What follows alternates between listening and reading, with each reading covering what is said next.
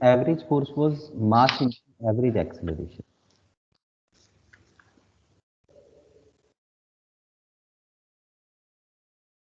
अब ये वाला जो पॉइंट है ना कि एवरेज फोर्स होती है मास इनटू एवरेज एक्सेलरेशन, इस पॉइंट पे कई सारे ऐसे क्वेश्चंस आते हैं जिसमें वेलोसिटी पहले कुछ होती है, बाद में कुछ और होती है, और हमसे कहते हैं कि एवरेज फोर्स निकालो।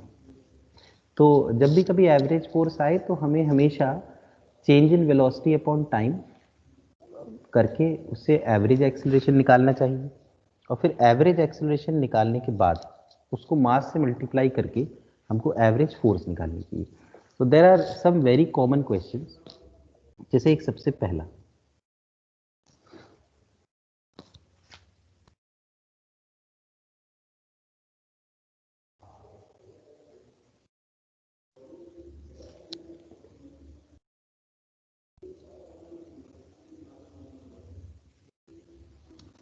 this is a circle of radius r and a particle having mass m is moving with a constant speed, moving with a constant speed v.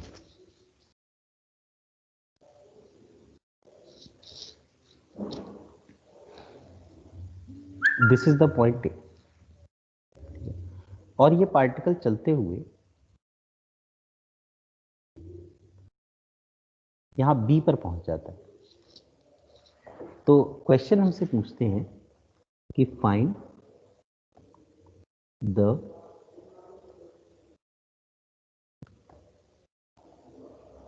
Average force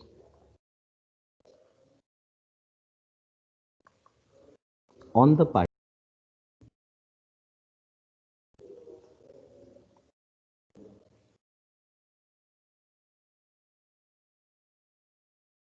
during its motion from A to B.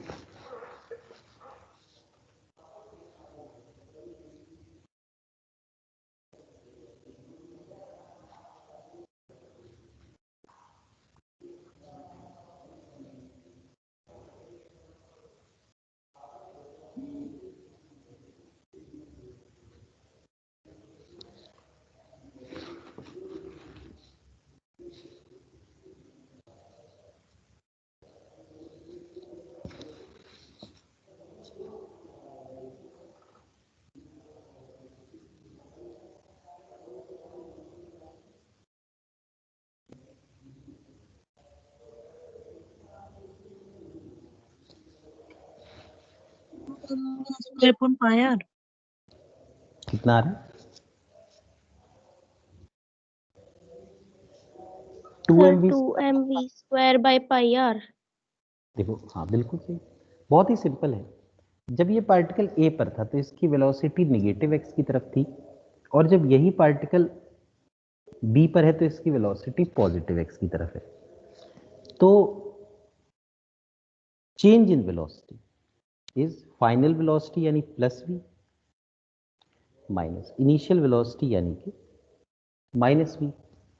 तो delta v हो जाएगा v minus minus plus 2, तो 2v। अच्छा, अब a से b तक जाने में इसने एक सेमी सर्कल कवर किया। सेमी सर्कल जब कवर किया तो डिस्टेंस जो कवर्ड है वो तो है पाई आर, और किस स्पीड से कवर किया, क्योंकि हम जानते हैं कि स्पीड कांस्टेंट है तो स्पीड है v। तो जो टाइम लगा वो लगा distance upon speed.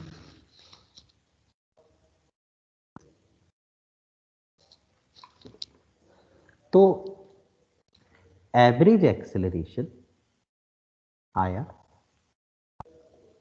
Delta v upon delta T. तो डेल्टा वी की वैल्यू कितनी है 2v, और डेल्टा टी की value pi r upon v. तो एवरेज एक्सेलरेशन आ गया 2v square upon pi r. तो एवरेज फोर्स इक्वल टू हो गया मास इनटू एवरेज एक्सेलरेशन, यानी 2m v square upon pi are.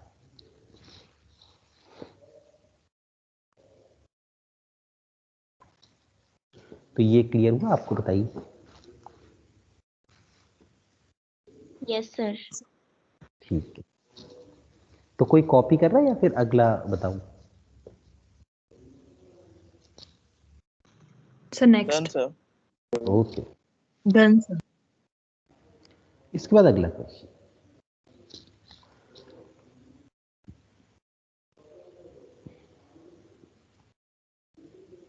Again particle is moving in a semi circle.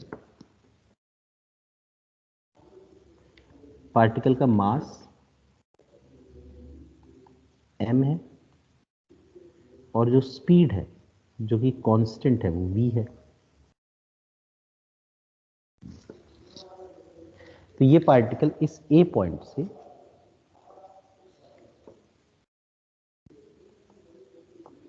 चलते हुए b पर पहुंच जाता है। ये एंगल 90 डिग्री है। तो क्वेश्चन पूछते हैं find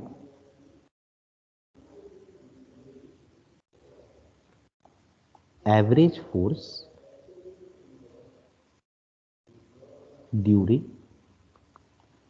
its motion from a to b।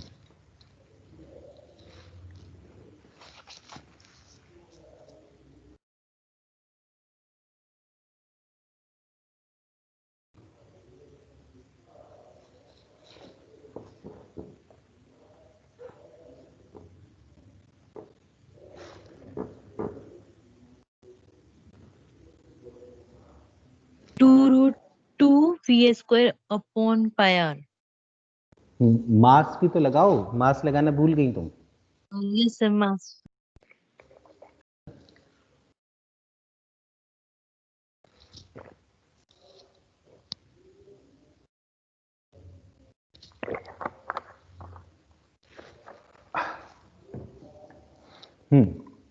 तो इसको भी देखिए करना बहुत आसान है। बस इसमें क्या है कि शुरू में y एक्सिस के अलोंग है, बाद में x के अलोंग है ना। तो हम इसमें लिख सकते हैं कि जो इनिशियल वेलोसिटी है ना, it is v j cap, और जो फाइनल वेलोसिटी है it is minus v i cap. तो जो चेंज इन वेलोसिटी हुआ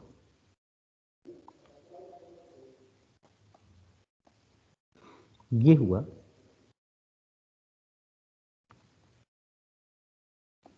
माइनस वी आई कैप माइनस वी जे कैप। तो अगर मैं इसका मैग्नीट्यूड निकाल लूं तो ये आ जाएगा square root of v square plus v square, यानी कि वी रूट टू। अच्छा, टाइम कितना लगेगा? देखो ये एक क्वाड्रेंट है तो पूरा तो 2 पाई आर होता है, तो 2 पाई आर बाय 4, यानी कि डिस्टेंस हो गया pi r by 2 divide by speed is v. तो जो एवरेज एक्सेलरेशन आया, मैग्नीट्यूड की बात कर रहे हैं, वो आया v root two upon pi r by 2v, यानी ये आया 2 root two v square upon pi r. तो एवरेज फोर्स कितनी आ गई? Mass into average acceleration. तो एवरेज फोर्स आ गई m इंटू दिस, यानी 2 root two m v square upon pi are.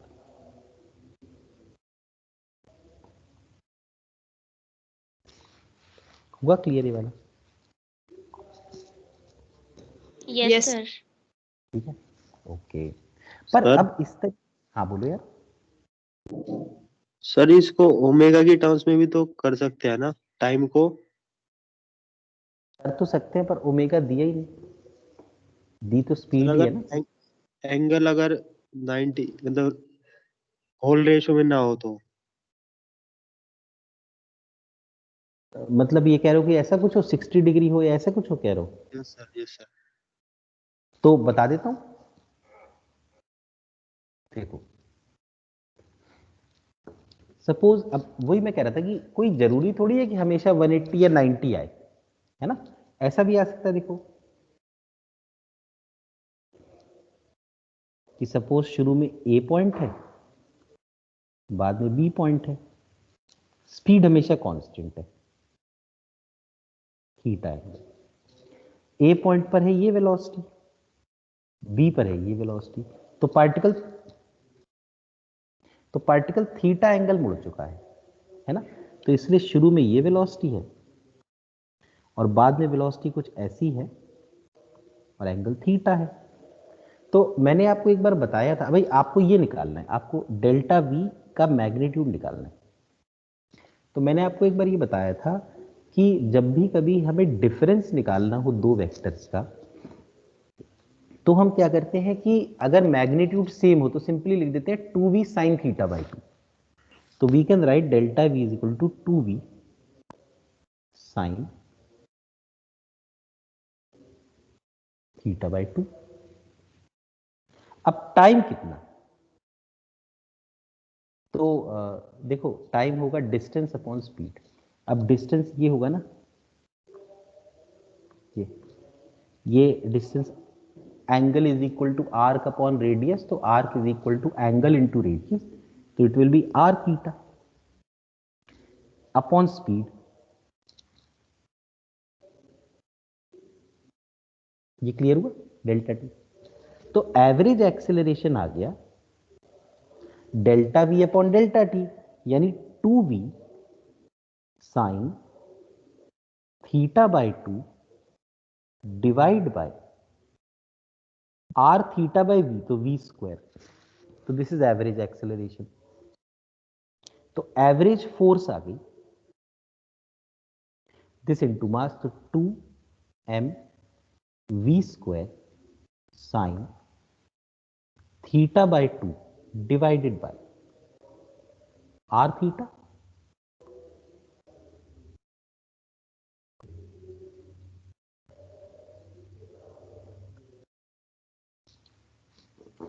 So we can always apply this formula only. If the particle is moving through an angle theta, then 2mv square sin theta by 2.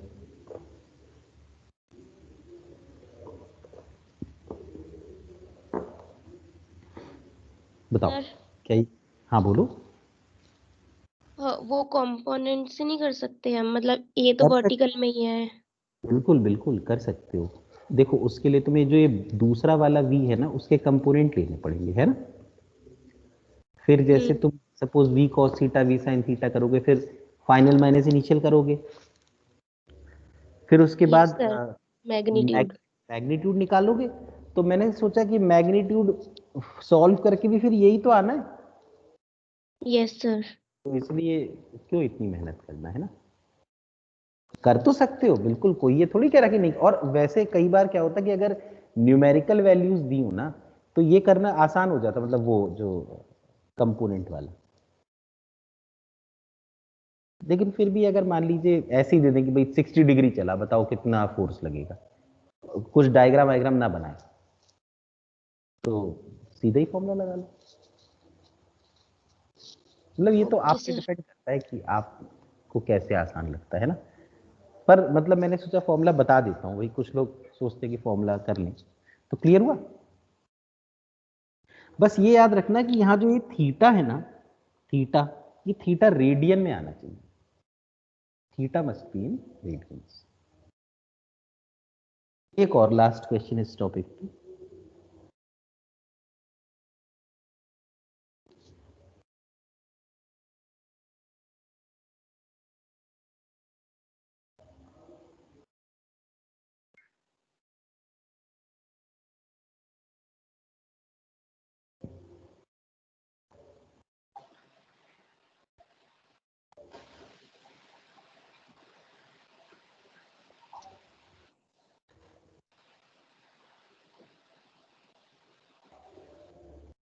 Question है,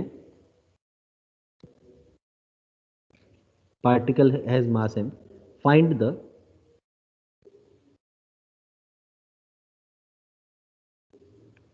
average force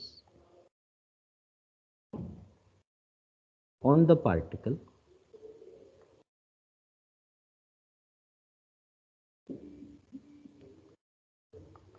during its motion from A to B.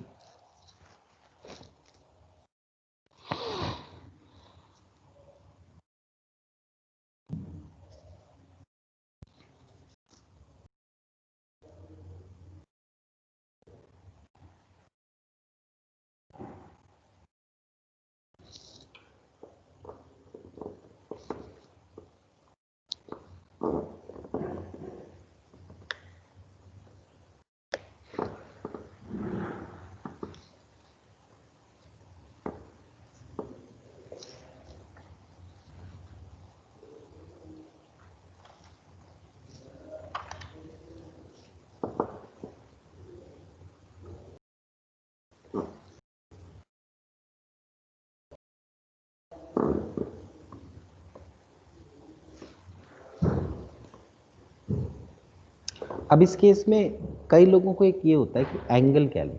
देखिए A to B, A is the initial point and B is the final point, तो this is the angle 30, 90, 120, so this will be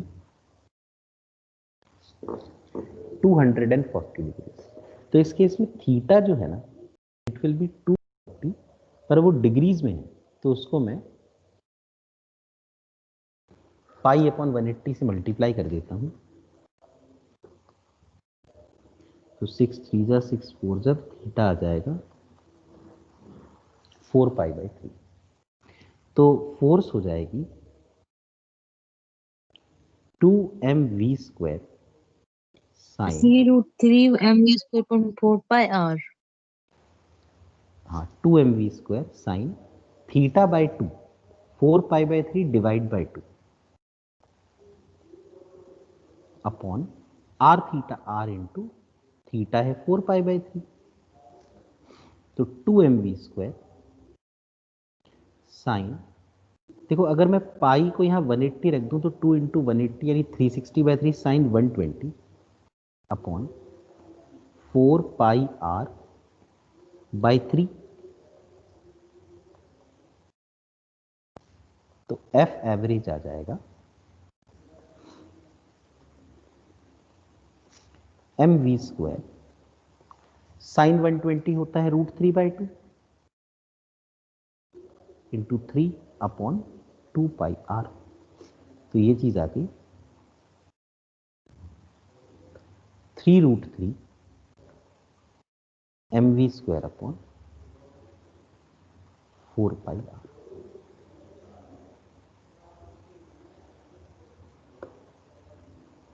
This will be the average force.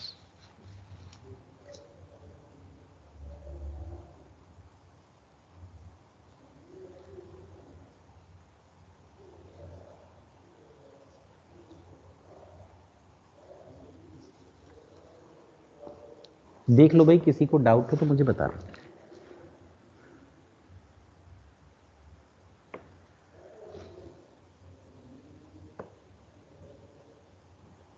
Sir हाँ बोलो।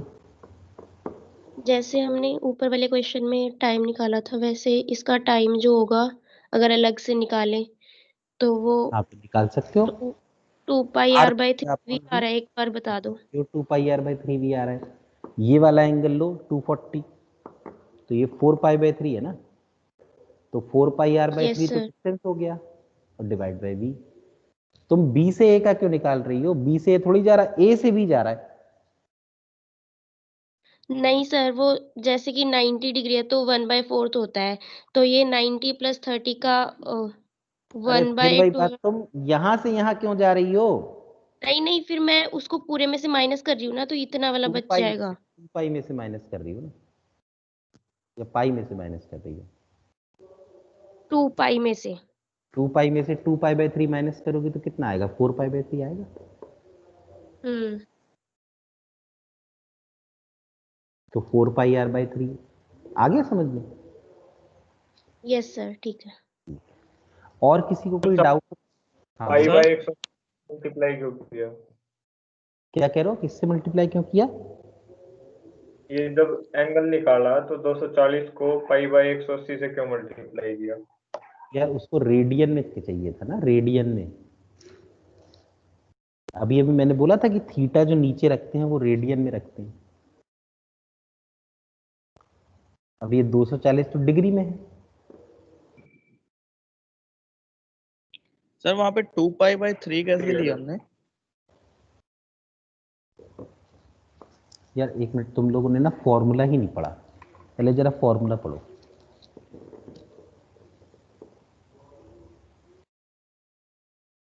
क्या लिखा हुआ है sign के अंदर, क्या लिखा हुआ है नंद किशोर? साइन के अंदर क्या लिखा है? π/2 सर।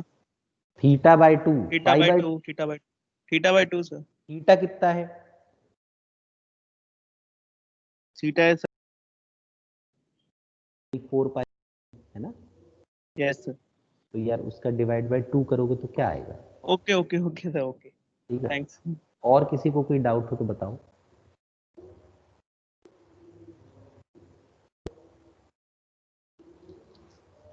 ठीक है फिर। पर वो जो टाइम निकाला वो बता दो दोबारा। क्या चीज शिल्पा, क्या कह रही हो?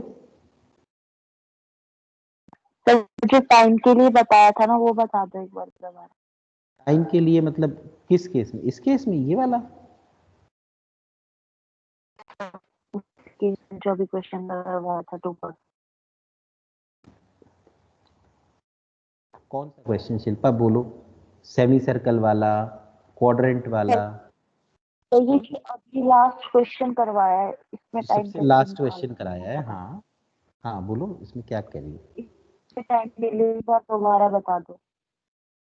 इसमें टाइम कैसे निकाला ये पूछ रही हो? ये टाइम बेटा, वैसे तो मैंने इसमें टाइम निकाला ही नहीं, इसमें सीधा फॉर्मूला लगा दिया, लेकिन टाइम होगा डिस्टेंस अपॉन स्पीड। अब theta 4π/4 r divide by v, distance upon speed.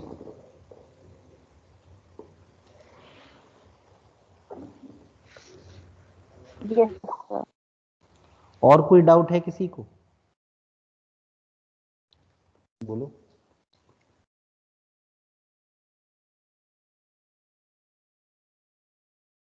चलो इसके बाद एक और क्वेश्चन है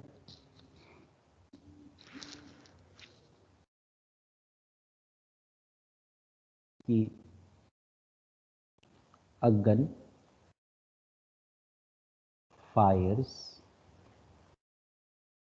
n bullets per second। ये जितने क्वेश्चन में आपको करा, they are very common question, मतलब कि लगभग हर बुक में ये सवाल होते हैं, और उसके अलावा एग्जाम में भी इनके आने की प्रोबेबिलिटी ज़्यादा है। इसलिए हम लोग क्या करते हैं, हर सवाल को ना पूरा सॉल्व करते हैं, ताकि कई बार क्या होता है, सवाल को थोड़ा सा मान लो घुमा के हल्का फुल्का सा दे दिया, तो भी हम मतलब डिराइव चूंकि कर रहे हैं तो हमें क्लियर हो जाएगा ना। तो इसलिए कोई भी डाउट हो ना तो मतलब पूछ लें, ऐसा मत सोचें कि भाई मैं नहीं पूछूंगा या ऐसा कुछ। ठीक है, मतलब बिल्कुल पूछो, कोई दिक्कत नहीं। A gun fires n bullets per second. If the mass of each bullet is small m and the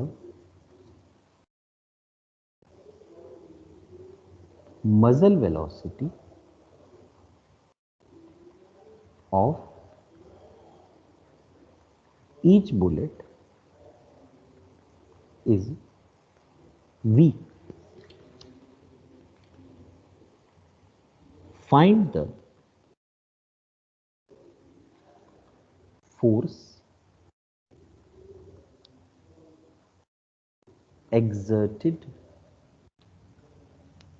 by the gun on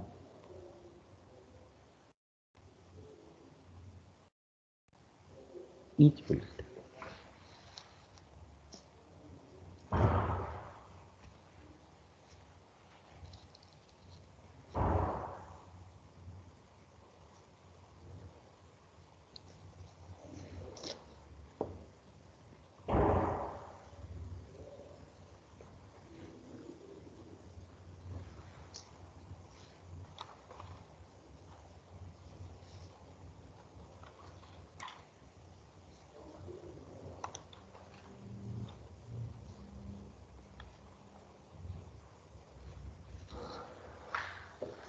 अब इसमें हम देख सकते हैं कि जो गन है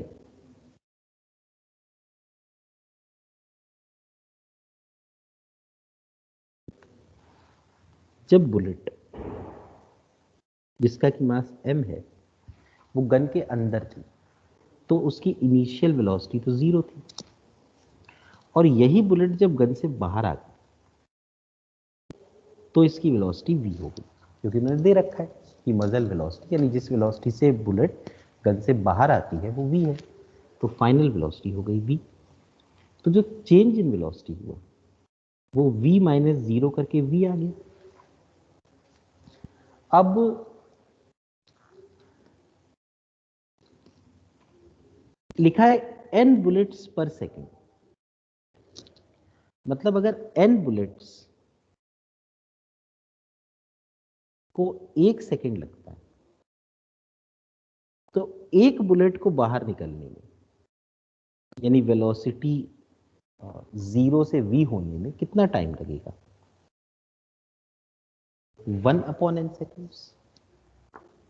तो इसलिए जो टाइम इंटरवल हुआ वो हुआ 1/n।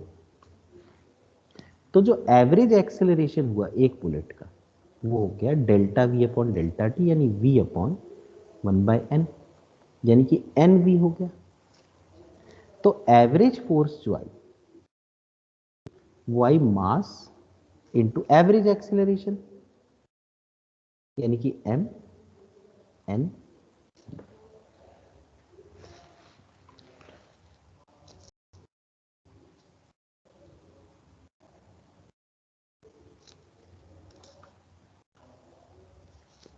देखो ये हुआ clear? Yes, sir. Yes sir. ठीक है ना, कर ले इसको, कॉपी करने आप।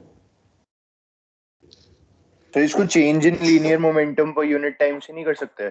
वही है यार, चेंज इन मोमेंटम हाँ शुरू में सेम ही था। है ना, मतलब वही वो हाँ, सेकंड same। इक्वेशन को ट्विस्ट किया हुआ ना। हाँ हाँ बिल्कुल बिल्कुल। हाँ जी। ठीक है।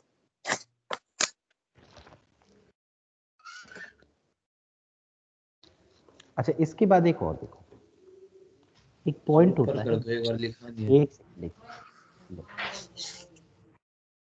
सर यहाँ पे रिलेटिव वेलोसिटी नहीं आएगा, वो रिकॉइल वेलोसिटी आएगा, फिर रिलेटिव वेलोसिटी से नहीं निकल सकता। एक्चुअली इसमें ना गन हमेशा रेस्ट पे ही मानी है, मतलब वो नहीं सोचा कि गन भी पीछे जाएगी। Yes sir. ठीक,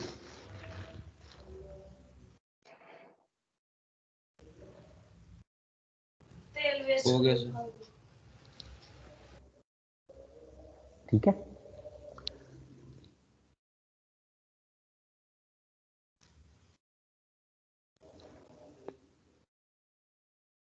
इसके बाद एक और कॉन्सेप्ट है बुलेट्स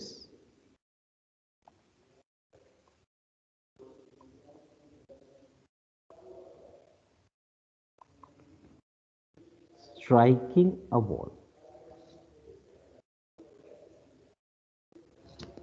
जैसे सपोज ये एक वॉल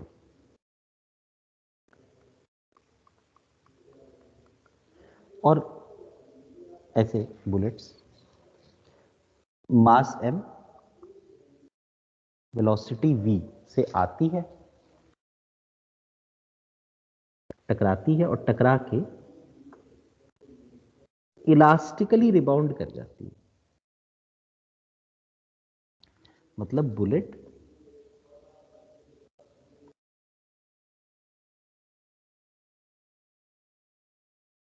रिबाउंड्स इलास्टिकली, और इस तरीके से there are n bullets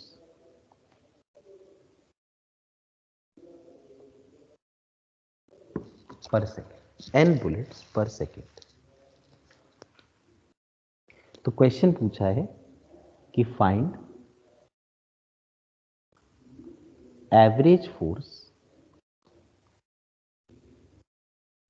on a bullet. और ये तो हम जानते हैं कि जितनी फोर्स वॉल बुलेट पे लगाएगी उतनी ही फोर्स बुलेट वॉल पे लगाएगी। तो इसलिए इसमें ये भी पूछ सकते हैं find average force on the wall. अब इस केस में सर 2mvn। बिल्कुल सही, इनिशियल वेलोसिटी प्लस v है जबकि फाइनल वेलोसिटी माइनस v है। तो change in velocity v minus u करके minus v minus plus v यानी कि -2v हो गया। फिर लिखा है n बुलेट्स पर सेकेंड, तो इसका मतलब जो टाइम इंटरवल हो जाएगा वो 1/n हो जाएगा। तो एवरेज एक्सेलरेशन ये आया -2v अपॉन 1/n यानी -2nv। तो F एवरेज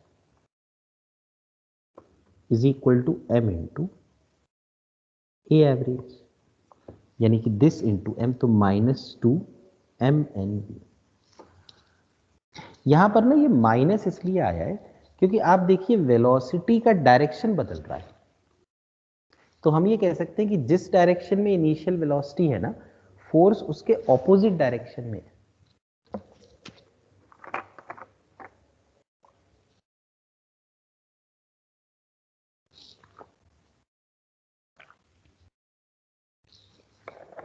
कर लिया कॉपी?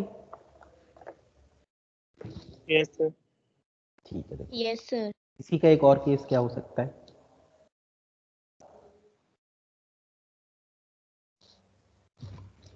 कि ये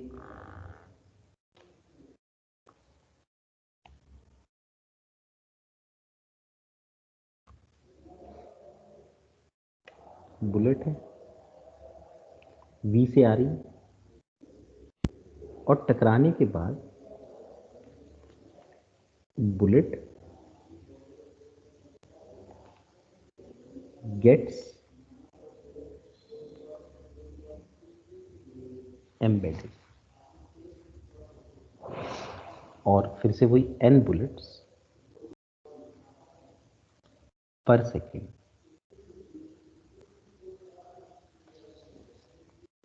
तो इस केस में क्वेश्चन वही पूछा है, फाइंड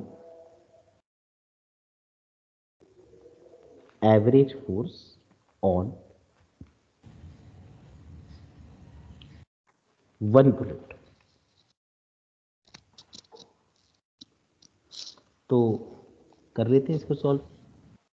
इसमें इनिशियल वेलोसिटी प्लस v है, फाइनल वेलोसिटी 0 है, तो चेंज इन वेलोसिटी आया 0 माइनस v यानी कि -v आ गया। तो और टाइम कितना लगा, because there are n bullets per second, तो टाइम विल बी 1/n। तो एवरेज एक्सेलरेशन आया delta v upon delta t यानी कि -v upon and -v upon 1/n -nv। तो एवरेज फोर्स आ गई m into average acceleration -mnv।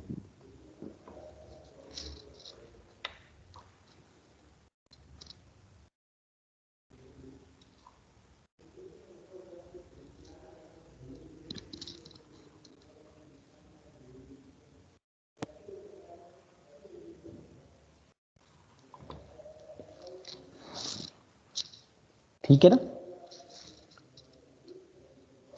Yes sir. अच्छा, और इसमें एक पॉइंट देख सकते हो,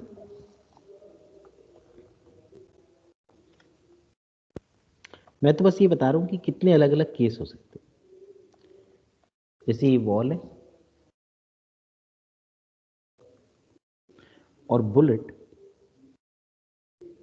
जिसका मास m है वो u वेलोसिटी से आके थीटा एंगल पे टकराती है।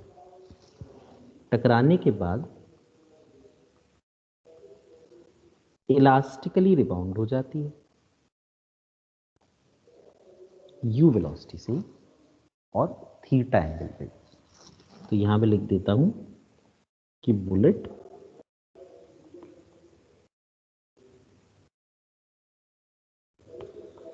rebounds elastically। तो क्वेश्चन पूछा है और there are again n bullets per second.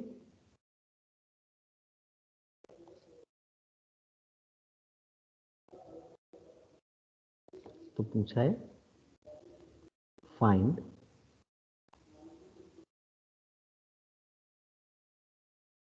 Average force on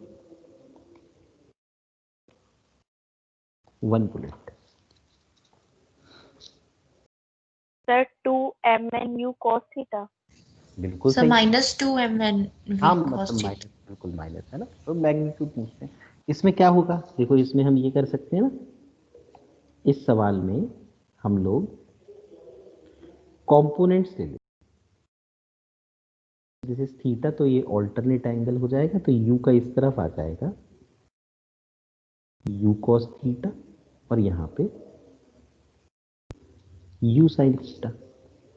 तो इनिशियल वेलोसिटी को हम लोग कहते हैं u cos थीटा आई cap minus u sin theta j cap.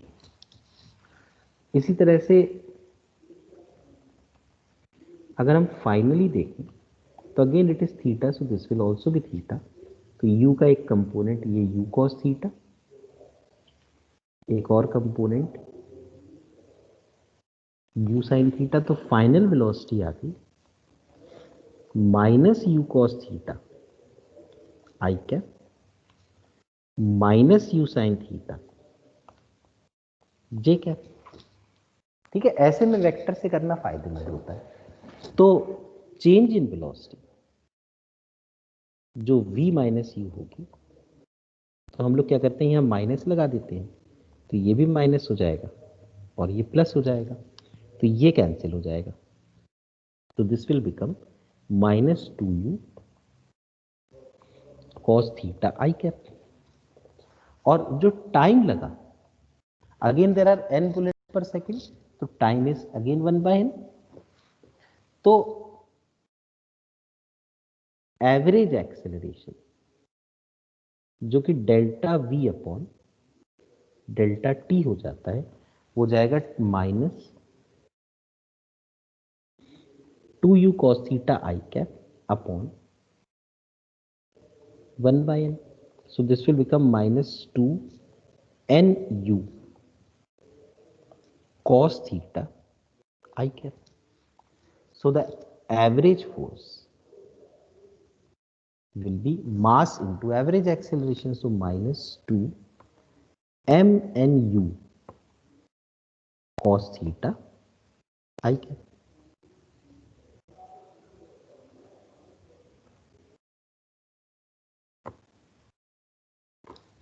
Clear हुआ? Yes sir. सर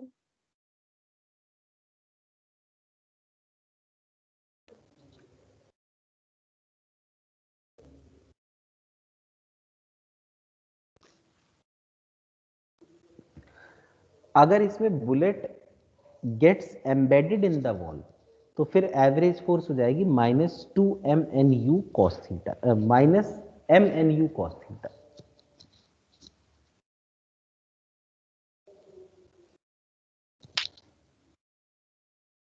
तो कर लिया होगा कॉपी, तो बताओ। Done sir. Done sir. इसके बाद है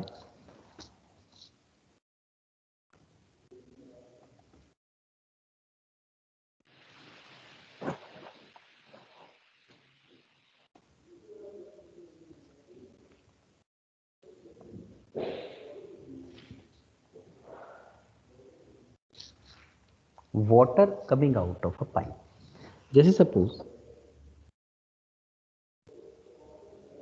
ये एक पाइप है, इसका area of cross section a है, और तरीके से ही सपोज ये किसी टैप से कनेक्टेड है और हमने टैप ऑन कर दिया, तो टैप में पहले तो पानी रुका हुआ था, जैसे ही हमने ऑन किया वैसे ही वो पानी चलने लगा, है ना। तो जो पानी है यहाँ पे, उसकी वेलोसिटी शुरू में तो 0 थी, बाद में जब वो बाहर निकला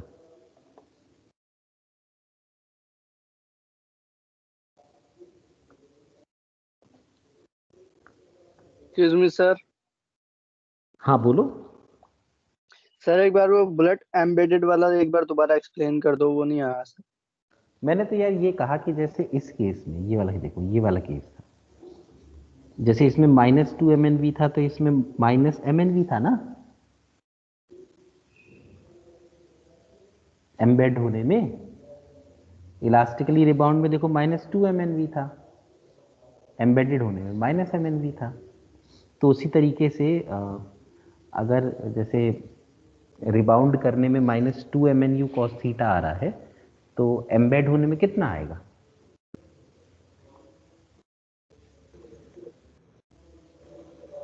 हो गया सर, हो गया।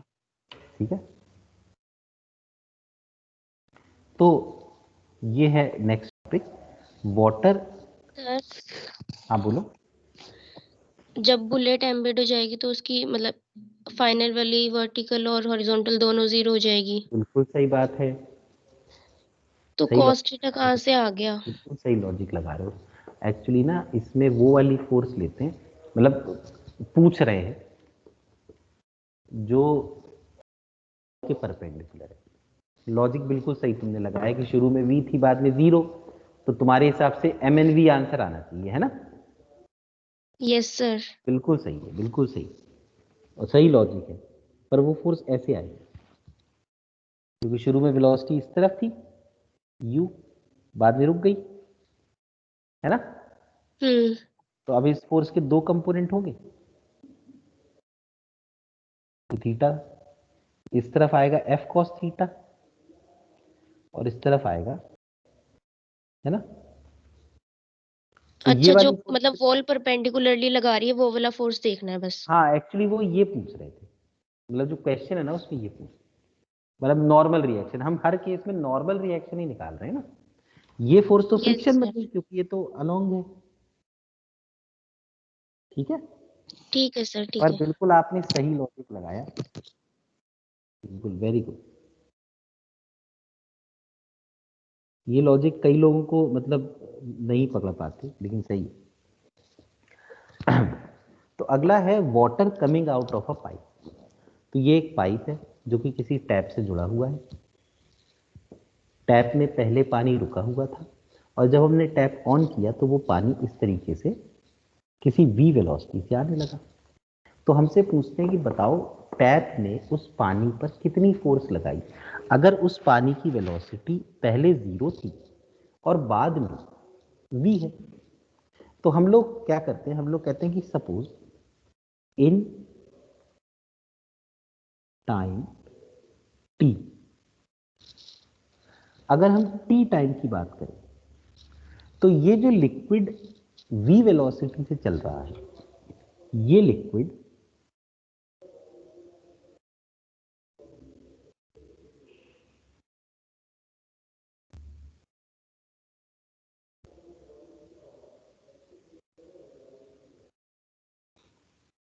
इस तरीके से कुछ vt डिस्टेंस चल चुका होगा, because distance is equal to speed into time. तो जो डिस्टेंस ये चला x, इट इज vt। तो इतना जो लिक्विड है ना, इतने रीजन में जो लिक्विड है उस पूरे की वेलोसिटी v है और t टाइम पहले तक ये पूरा लिक्विड नल के अंदर था, टैप के अंदर था, तो उसकी वेलोसिटी 0 थी। तो इसके लिए initial is 0 and final velocity is v। तो चेंज इन वेलोसिटी, तो v माइनस 0 करके v आ गई और जो टाइम इंटरवल है वो t आ गया, टाइम इंटरवल t है। अब इतना जो लिक्विड है इसका मास कितना होगा? तो देखो मास होगा volume into density. What will be the volume? Volume will be area into length. Length कितनी? VT into rho. ये मास आएगा. अब ये जो मास है इसके लिए डेल्टा वी और डेल्टा टी दे रखा है, तो एवरेज एक्सेलरेशन तो डेल्टा के हिसाब से v अपॉन टी हो गया. तो average force I am into delta v upon delta T. तो फोर्स कितनी आ गई? रो ए वी स्क्वायर. यानी कि जब किसी पाइप से पानी बाहर निकलता है, जो पानी शुरू में रुका होगा, तो वो पाइप या वो टैप उस पानी पर जो फोर्स लगाता है वो ए वी स्क्वायर है, जहां रो है डेंसिटी, ए है पाइप का क्रॉस सेक्शनल एरिया, वी है वेलोसिटी. अब यही फोर्स पानी पाइप पे लगाएगा. इसीलिए अगर कभी आपने ऑब्जर्व किया हो तो जब भी आप नल खोलते हैं ना, तो पाइप एकदम से पीछे की तरफ जाता है, क्योंकि जितनी फोर्स एकदम से पानी पे लगी उतनी ही फोर्स पानी ने पाइप पे लगा दी. तो क्या ये क्लियर हुआ? Yes sir. इसी फोर्स का एक नाम होता है, जब फ्लूइड्स चैप्टर में हम पढ़ेंगे तो देखेंगे. इसी फोर्स का एक नाम होता है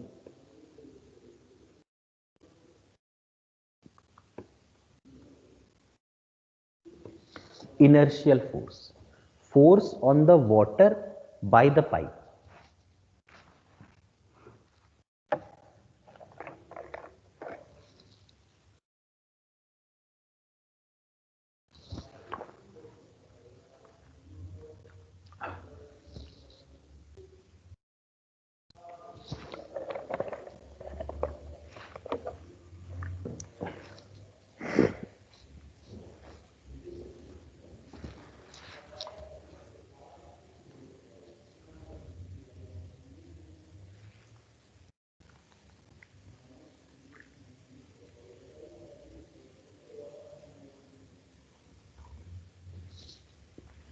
तो अगर ये क्लियर हो गया हो आपको तो थोड़ा और आगे करते हैं. Yes sir. अच्छा, अब इसमें फिर वही चीज है कि अगर यही पानी आके किसी वॉल से टकराए, चलो मैं बता देता हूँ, लेकिन बस लिख दूंगा, ठीक है, फिर पूरा डिराइव नहीं करूंगा.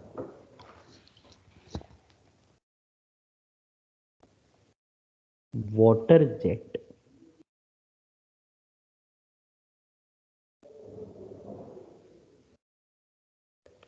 striking the wall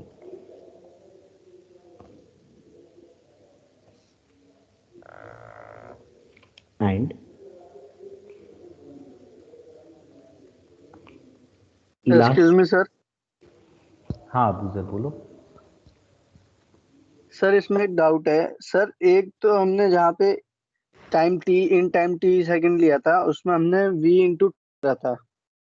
हाँ. हमने v को वेलोसिटी लिया था, बिल्कुल स्पीड. सही कह रहे हो. हाँ लेकिन सर जब हमने मास लिया तो उसमें हमने वॉल्यूम इंटू डेंसिटी करा था. सही बात है. सर फोर्स एवरेज में हमने v स्क्वायर कैसे कर दिया फिर? एक तो वेलोसिटी और दूसरा वॉल्यूम है. क्या बातें कर रहे हो यार अबू सर, तुम क्या ये अच्छा अच्छा अच्छा. ओके सर सर सर देखा नहीं पूरा था. देखा करो यार. तुम पता बीच में क्या करने लगते हो हैं. इसीलिए एक चीज मैं आपको बताऊं, जब मैं पढ़ा रहा हूं ना उस समय कुछ मत पूछें, उस समय सिर्फ ध्यान से उसको देखें, कॉपी भी मत करें, क्योंकि ऑलरेडी मैं नोट्स तो आपको भेज देता हूं, उसके बाद मैं आपको टाइम भी देता हूं कि भाई आप कॉपी कर लीजिए, है ना. तो सिर्फ देखें, ध्यान से देखें, नहीं तो क्या है, अगर कॉन्सेप्ट मिस हो जाए ना तो बड़ी दिक्कत होती है. कॉपी तो हो जाएगा यार, कॉपी करने में क्या दिक्कत है. वैसे भी भाई कोई न्यूमेरिकल छूट जाएगा तो वो मिल जाता है पीडीएफ, तो कोई, लेकिन अगर कॉन्सेप्ट में ही गड़बड़ हो गई तो फिर प्रॉब्लम हो जाएगी, ठीक है। इसलिए बिल्कुल ध्यान से पहले देखें, ठीक है। Water jet striking the wall and elastically, water jet striking the wall and elastically rebound. तो ये जो केस है, इस केस में ये कोई वर्टिकल वाला केस नहीं, हॉरिजॉन्टली की हम बात कर रहे हैं। सपोज एक पाइप से ऐसे पानी निकलता है, ऐसे टकराता है थीटा एंगल पे, और इस तरीके से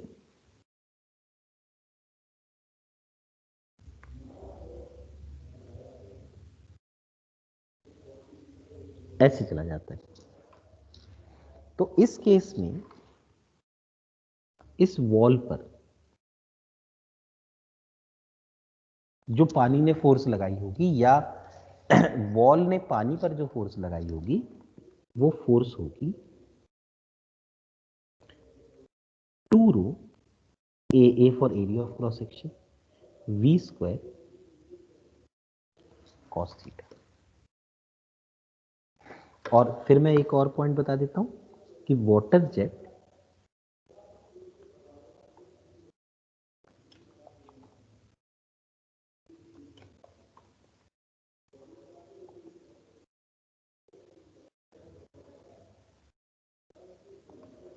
striking the wall and coming to rest, मतलब पानी दीवार से टकराया और टकराने के बाद इलास्टिकली रिबाउंड नहीं किया, रुक गया और नीचे गिर गया, मतलब उसकी वेलोसिटी 0 हो गई।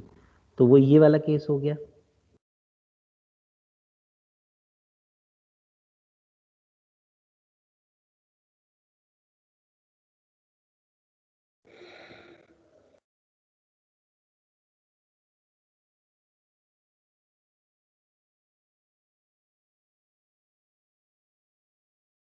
इस तरीके से थीटा एंगल पे टकरा और उसके बाद फिर इट हैज फॉलन डाउन। तो हम लोग बाद वाला डायग्राम नहीं बना रहे। तो इस केस में जो एवरेज फोर्स होगी वो वॉल के परपेंडिकुलर वो आएगी rho a v square cos theta. कर लो इसको कॉपी।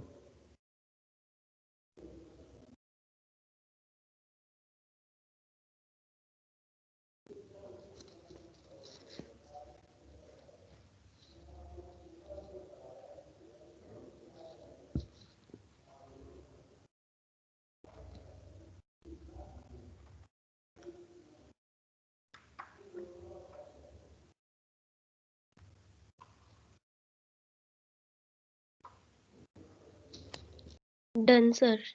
ओके, किसी को कोई डाउट हो तो बताओ।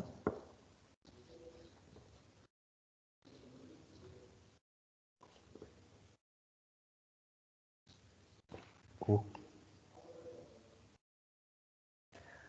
इसके बाद जो अगला टॉपिक है वो है impulse.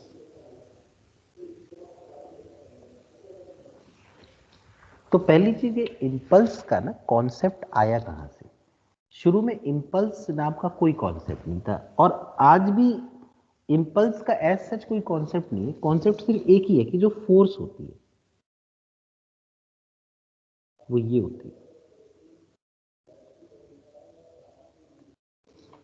Delta P upon delta T. अब कुछ ऐसे केसेस होते हैं, जैसे कि एक केस ये है कि सपोज एक बॉल है जिसका मास m है, वो ऐसे आ रही है किसी u वेलोसिटी से, यहां पे आ रही है, ये बैट है,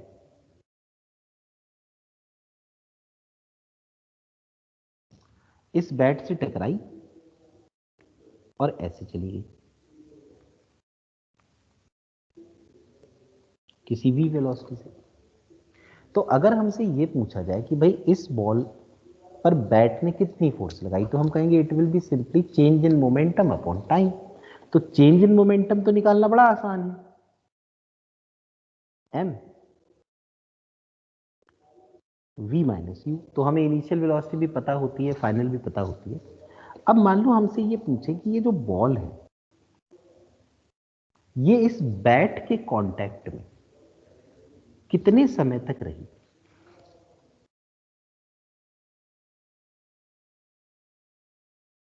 मतलब क्या 1 सेकंड तक रही होगी या 2 सेकंड तक रही होगी, क्या लगता है आपको? मोमेंटम को 4 से डिवाइड कर देंगे तो ओहो, ऐसे बताओ ना, तुमने कभी मैच देखा होगा, कितनी देर तक रहती होगी? बहुत कम टाइम। बहुत कम ना बहुत भाई। ज्यादा। आप ये मोमेंटम को फोर्स से डिवाइड कर दोगे, बिल्कुल सही कह रहे हो, पर फोर्स ही तो निकालनी है। जो चीज पता ही नहीं उससे क्या डिवाइड करोगे? तो मेन जो प्रॉब्लम होती ना ऐसे केस में, वो ये होती कि जो टाइम इंटरवल है वो इतना छोटा होता है, एक बार उसको कि time interval actually is very small and sometimes may not be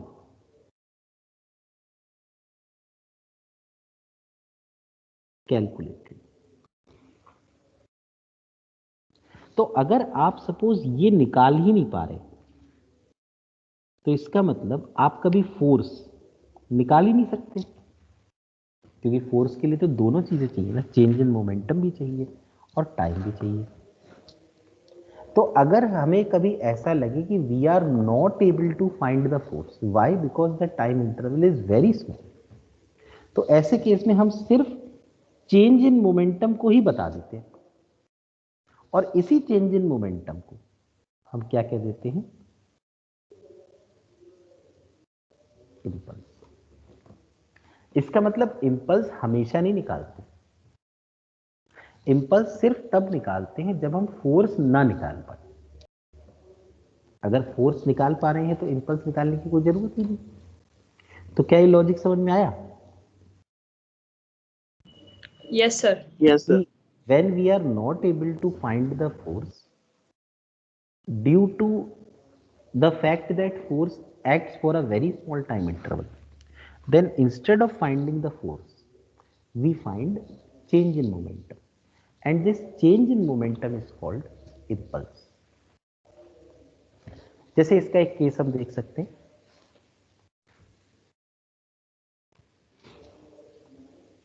suppose ये एक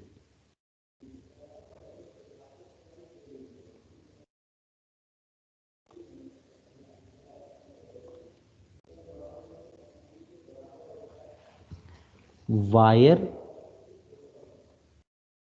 फ्रेम है, हॉरिजॉन्टली रखा हुआ है, और इस वायर फ्रेम में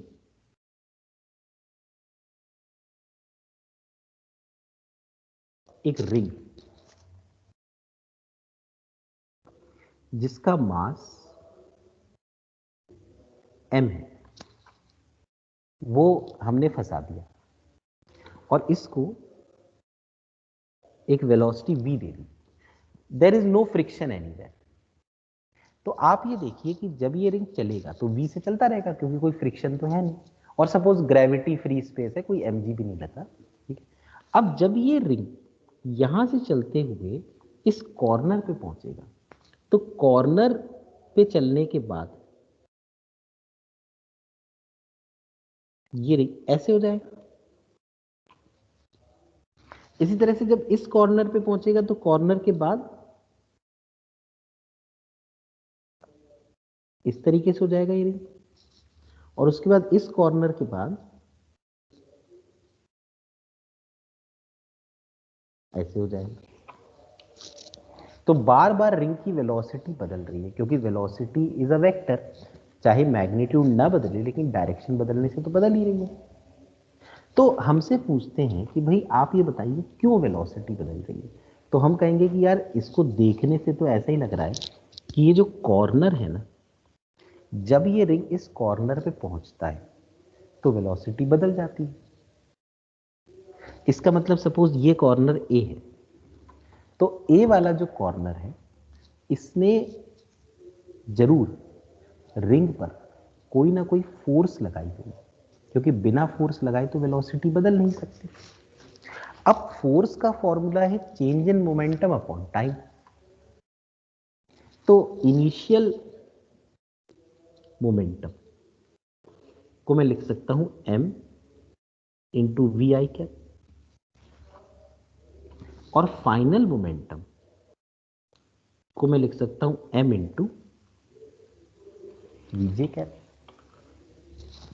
तो जो चेंज इन मोमेंटम आया वो आया एम वी जे कैप माइनस एम वी आई कैप। इसका मैग्नीट्यूड भी हम चाहे तो निकाल सकते हैं,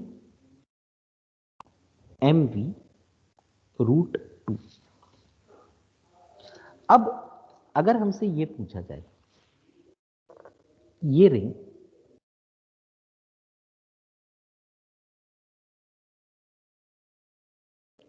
इस कॉर्नर पे कितने समय तक रहा, बहुत कम समय के लिए। एम वी बहुत रूट कम 2। समय, इतना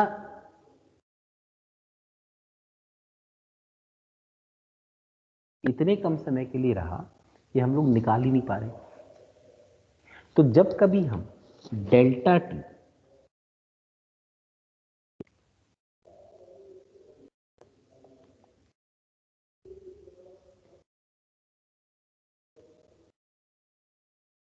निकाल ही ना पाए तो उस केस में हम लोग कहेंगे कि भाई फोर्स निकालना तो पॉसिबल है नहीं, तो जो इंपल्स होगी उसका मैग्नीट्यूड हो गया एम वी रूट 2। और डायरेक्शन देखो, एम वी जे कैप का मतलब इस तरह है, माइनस एम वी आई कैप का मतलब इस तरफ एम वी, और दोनों का जो रिजल्टेंट आएगा वो ये आएगा। तो ये जो कॉर्नर है इसने रिंग पर सेंटर की तरफ इंपल्स लगाई। उसी तरह से जो ये वाला कॉर्नर होगा ना, ये भी ऐसे इंपल्स लगाएगा। जो ये वाला कॉर्नर होगा ये भी इधर इंपल्स लगाएगा, और जो ये वाला कॉर्नर होगा ये भी इधर इंपल्स लगाएगा।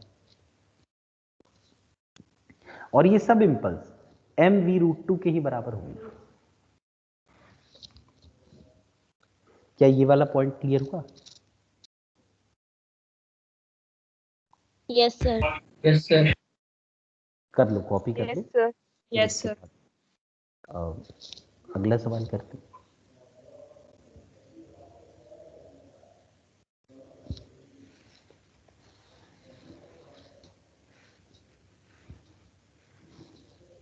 सर इस डायग्राम में तो इम्पल्स सभी कॉर्नर्स पे सेम ही होगा ना? हाँ बिल्कुल सेम होगा, क्योंकि एक्चुअली स्पीड नहीं बदल रही ना, अगर बाइक की सब स्पीड बदल रही होती तो फिर हो सकता है इंपल्स अलग हो जाए।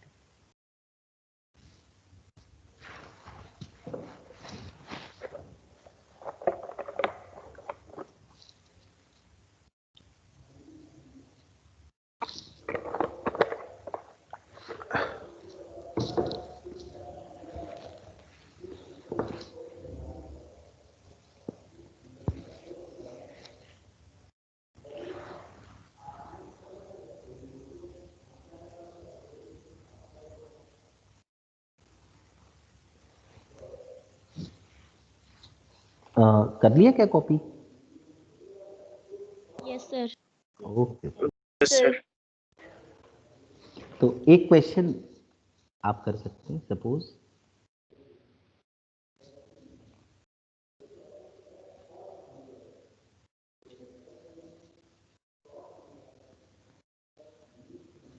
दिस इज अ हेक्सागन और एक ring,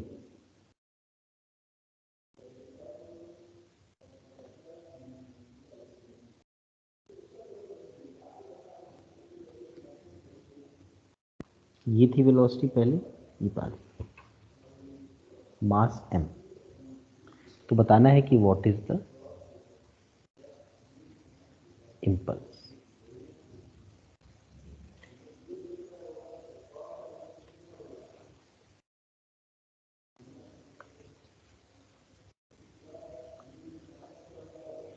impulse on the ring.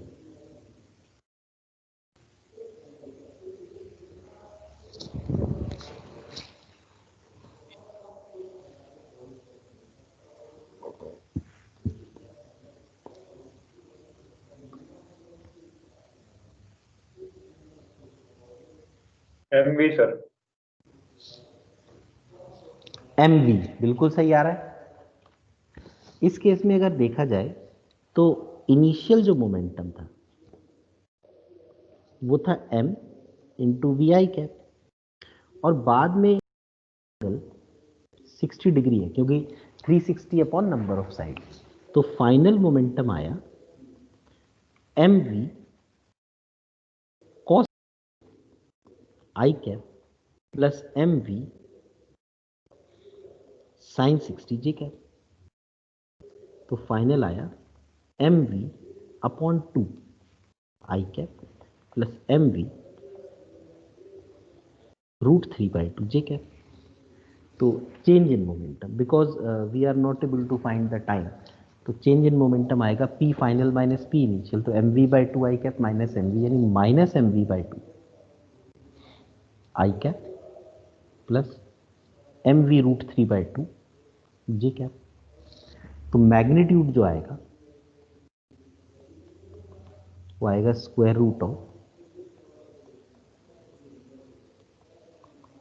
mv/2 का स्क्वायर प्लस mv √3/2 का स्क्वायर। तो mv/2 we can take common, तो 1 प्लस √3 का स्क्वायर 3, तो 1 प्लस 4 का स्क्वायर रूट 2, तो mv और 2/2, तो mv आ गई impulse.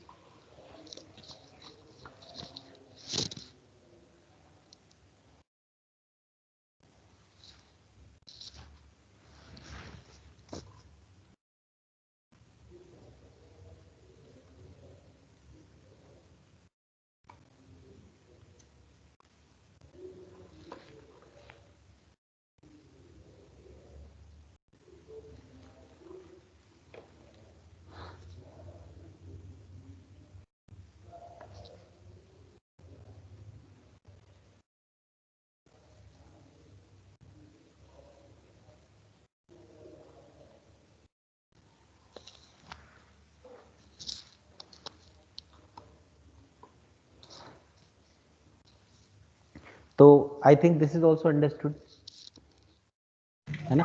Yes sir. Okay okay okay. अब इसके बाद देखो, एक्चुअली इम्पल्स उस फोर्स के लिए निकालते हैं जो बहुत कम समय के लिए लगे, यानी कि एक फोर्स होती स्पेसिफिकली जिसका नाम होता है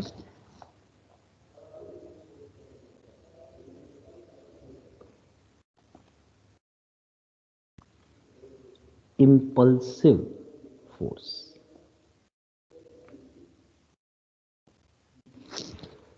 जैसे कि इम्पल्सिव फोर्स क्या होती है, एक बिल्कुल सिंपल सा हम एग्जांपल ले सकते हैं कि ऊपर से एक बॉल गिरी, टकराई और टकराने के बाद वापस ऊपर चली गई। तो जब ये टकराई उसी समय नॉर्मल रिएक्शन लगा और बिल्कुल इंस्टेंटेनियसली नॉर्मल रिएक्शन फिर जीरो हो गया। तो यहां पे जो नॉर्मल रिएक्शन है ना वो इंपल्सिव है, क्योंकि it is not acting always. अब mg है तो mg तो हमेशा ही लग रहा, तो mg इज नॉट इंपल्सिव। तो कोई भी इंपल्सिव फोर्स होती है वो बहुत ही कम समय के लिए लगती है और इतनी ज्यादा लगती है कि वो वेलोसिटी को बदल देती है। तो इंपल्सिव फोर्स का जो ग्राफ होता है हमेशा वो इस तरीके का दिखता है।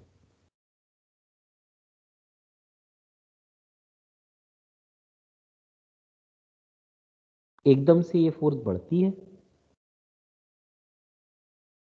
और एकदम से जीरो हो जाती है। t इक्वल टू 0 पे सपोज लगना शुरू हुई और डेल्टा t पे बंद हो गई। तो it acts for very small time interval, only from 0 to delta t। ऐसा नहीं कि infinitesimally small, it can be 0.1 second, 0.05 seconds, अब 0 से लेकर डेल्टा टी के बीच तो फोर्स लग रही है, और ये फोर्स वेरिएबल फोर्स है, ये फोर्स कांस्टेंट फोर्स नहीं है। जैसा कि हम ग्राफ से देख सकते हैं, फोर्स पहले बढ़ रही है फिर कम हो रही है, तो इट इज वेरिएबल। तो 0 से डेल्टा, तो in t equal to 0 to t equal to delta T, in 0 to delta T हम लोग ये यूज कर सकते हैं, f इज इक्वल टू, तो f is equal to m, और a को लिख सकते हैं dv बाई dt। अब ये जो dt है इसको हम लेफ्ट हैंड साइड पे ले जाते हैं, तो बन जाएगा f dt is equal to m dv। अब दोनों तरफ में इंटीग्रेट कर देता हूं, तो आएगा integration of f dt is equal to integration of m dv। Time 0, जब बॉल जस्ट टकराई तो बॉल की वेलोसिटी कुछ सपोज v1 है, और टाइम डेल्टा टी यानी कि जब फोर्स लगना बंद हो गई और बॉल वापस ऊपर उठ गई तो उसकी वेलोसिटी कुछ v2 है। हो सकता है एक माइनस भी हो एक प्लस भी हो। तो इंटीग्रेशन ऑफ f dt, इस फोर्स को हम इंटीग्रेशन से बाहर नहीं ले जा सकते क्योंकि ये फोर्स वेरिएबल है, 0 to delta T is equal to, लेकिन मास को बाहर ले जा सकते हैं, तो dv का इंटीग्रेशन v, तो ये आ गया, यानी this is equal to mv2 minus mv1, this is p2 minus p, और we can also call it impulse. So I can simply say that for a force which is acting for a very small interval of time, impulse is a integration of force with respect to time.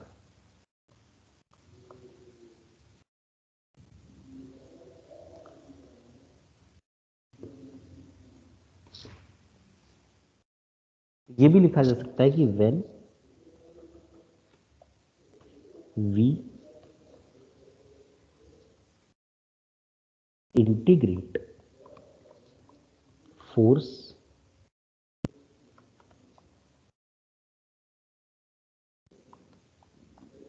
with respect to time, we get impulse, or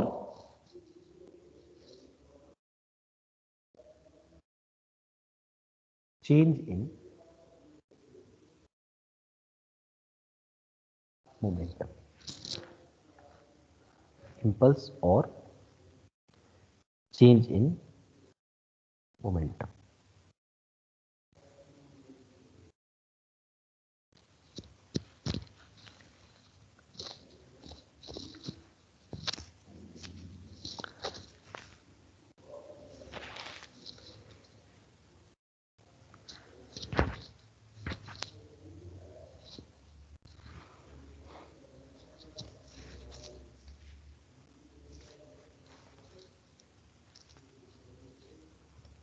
क्या आपने copy कर लिया या ऊपर करूं इसको?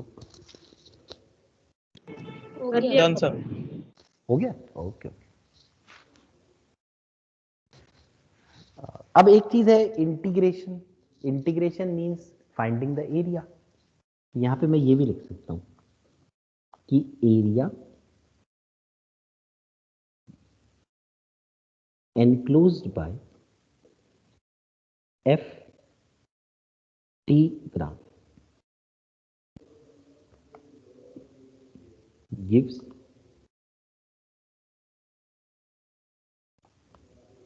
impulse, और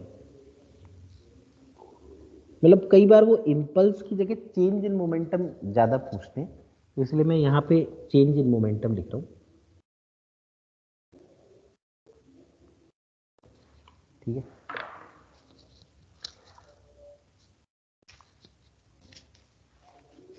और जैसे कि हमने इम्पल्स को लिखा integration of F D T from 0 to delta T, अगर जो फोर्स है वो कांस्टेंट हो जाए, इफ फोर्स इज कांस्टेंट, तो इस फोर्स को मैं बाहर ले जा सकता हूं इंटीग्रेशन से, तो आई आ जाएगा एफ और integration of D T from 0 to delta T, तो इम्पल्स आ जाएगा F into delta T minus 0।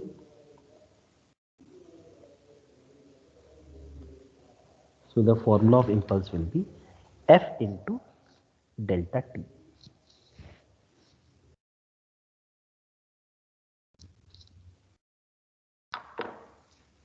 ठीक है, तो I will be back in 1 minute. Till then you can write it.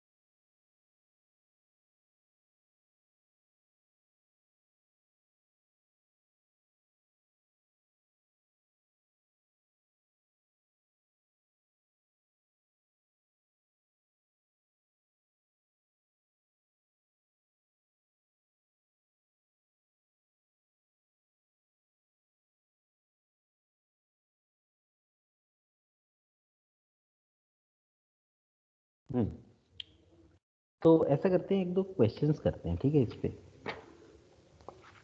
Impulse के ऊपर।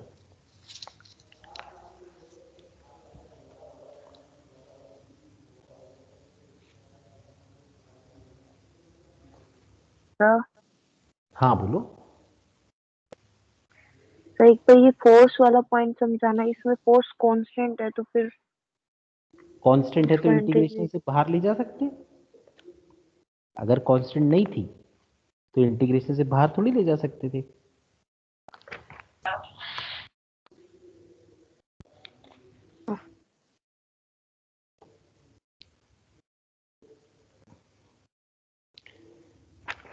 एक मिनट, जरा ढूंढना पड़ रहा है ना, एक सेकंड रुको।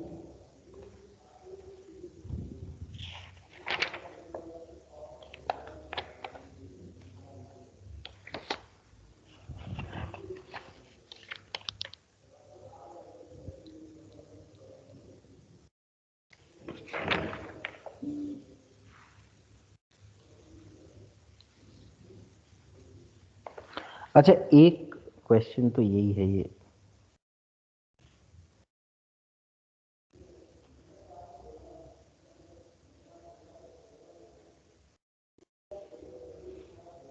हालांकि ये तो अपन लोग वैसे कर ही चुके थ्योरी में, लेकिन ये 2016 में आया था।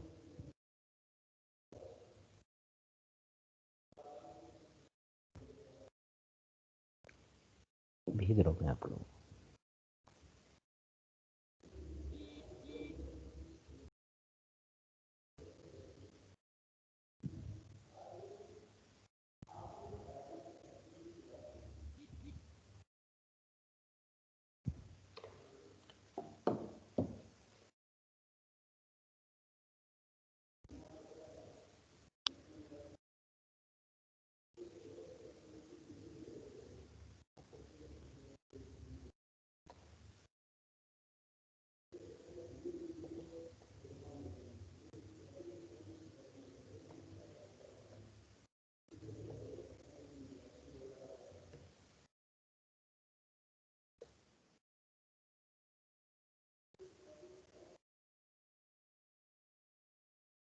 ये क्वेश्चन है, a rigid ball of mass m strikes a rigid wall at 60 degree and gets reflected without loss of speed as shown in the figure. The value of impulse imparted by the wall on the ball will be. तो अगर हम चाहें तो इसमें क्या कर सकते हैं कि कंपोनेंट, हम लोग कंपोनेंट्स ले सकते हैं इस तरीके से। ये 60 है तो ये भी 60 हो गया, तो एक कंपोनेंट आ गया v cos 60, एक और कंपोनेंट आ गया v sin 60। इसी तरह से बाद में v कंपोनेंट, सर इसका आंसर फर्स्ट पार्ट है। अभी देख लेते हैं। तो बाद में भी ये 60 हो गया, तो v का इस तरफ जो आया वो आया v cos 60 और फिर आया v sin 60। तो हम लोग देख सकते हैं कि जो वॉल के पैरेलल वाला है, देखो वो पहले भी नीचे की तरफ v sin 60 है और बाद में भी v sin 60, तो इसमें तो कोई चेंज आया नहीं। सिर्फ x कंपोनेंट पहले प्लस v cos 60 था, बाद में माइनस v cos 60 है। तो change in the velocity along the x, it is simply final minus initial. So this will be minus 2v cos 61 by 2, यानी कि माइनस v। तो change in the momentum is only along the X axis, not along the Y axis, m into minus v। और इसी को हम लोग क्या कहते हैं, इम्पल्स। तो इम्पल्स के वैसे तो वैल्यू माइनस एम वी आई, पर उन्होंने सिर्फ मैग्नीट्यूड ही पूछा होगा, ठीक है।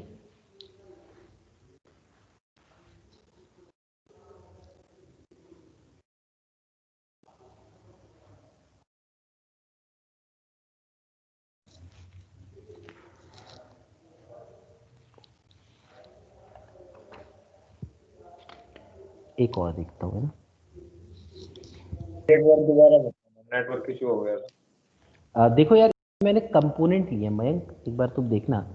जो वेलोसिटी है ना, देखो इनिशियल वेलोसिटी दिख रही ऊपर वाली, उसके कंपोनेंट्स देखो, v cos 60 और v sin 60 दिख रहा है। बाद में भी Yes. देखो जो वेलोसिटी है उसके कंपोनेंट लिए v cos 60 और v sin 60। पर Yes, अगर sir. x एक्सिस को देखोगे ना यार, x में तो वेलोसिटी चेंज हुई, पहले वो पॉजिटिव x के अलोंग थी, बाद में निगेटिव x के अलोंग है। लेकिन y में अगर देखो तो y में पहले भी नीचे की तरफ थी और बाद में भी नीचे की तरफ है। तो y में तो चेंज हुई नहीं, इसलिए मैंने लिखा है कि change in velocity along the x axis.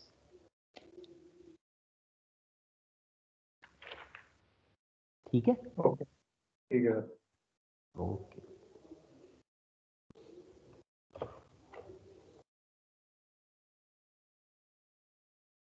एक और क्वेश्चन देता हूं, इसको देखना ट्राई करके। हाँ।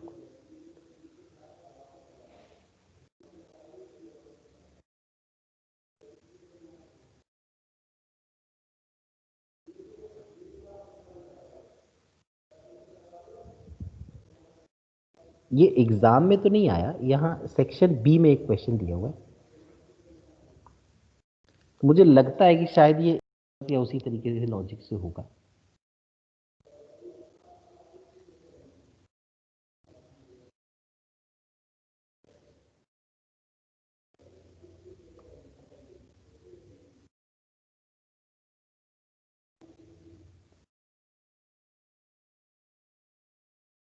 ये question, figure shows plot of force magnitude versus time during the collision of a 50 gram ball with the wall. The initial velocity of the ball is 30 meter per second perpendicular to the wall. The ball rebounds directly speed perpendicular to the wall. The maximum magnitude of the force on the ball from the wall during the collision is. तो आप ये देख सकते हैं force और time वाला graph दिया हुआ और कहा गया है कि जो बॉल है वो शुरू में 30 मीटर पर सेकेंड से चल रही है और टकराने के बाद वापस 30 से आ रही है, यही कह रहे। तो मैक्सिमम मैग्नीट्यूड कितना होगा और बॉल का मास है 50 ग्राम। तो अगर हम चाहें तो इनिशियल मोमेंटम निकाल सकते हैं, P1 मास है 50 ग्राम इंटू 30, 1.5 पॉजिटिव वाला। और फाइनली अगर देखें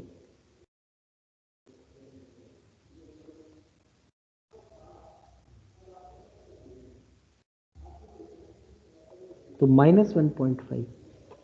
तो जो चेंज इन मोमेंटम आया, सिर्फ मैग्नीट्यूड ले रहा हूं, फाइनल माइनस इनिशियल आप करेंगे तो 3 आ जाएगा। अब जो चेंज इन मोमेंटम है, अगर आपको याद हो तो फोर्स और टाइम का जो एरिया होता है वही चेंज इन मोमेंटम होता है।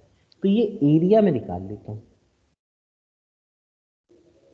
अब ये तो एक ट्रेपेजियम है, तो half into sum of the parallel side.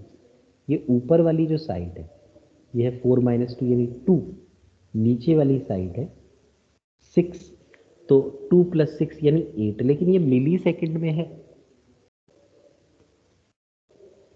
Into distance between the, नीचे वाली साइड और ऊपर वाली साइड के बीच का डिस्टेंस ही F max है।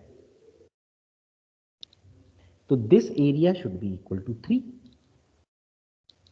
तो ये कैंसिल हो गया, F max आ गया 3/4 इंटू 10 की पावर 3 यानी 1000, तो 250। 750 न्यूटन आंसर आ गया। बताइए। Yes sir. ठीक है,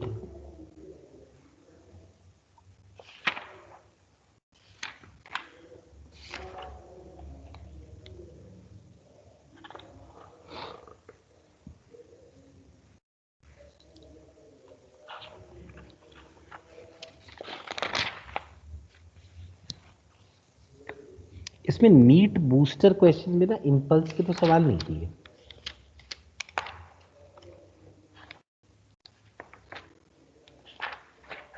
फिर भी आप लोग एक बार देख लीजिएगा, ठीक है। कोई ऐसा होगा ना सवाल जो थोड़ा सा अटक रहा होगा तो उसको कर लेंगे अपन। ओके, तो इंपल्स के बाद जो अगला टॉपिक है वो है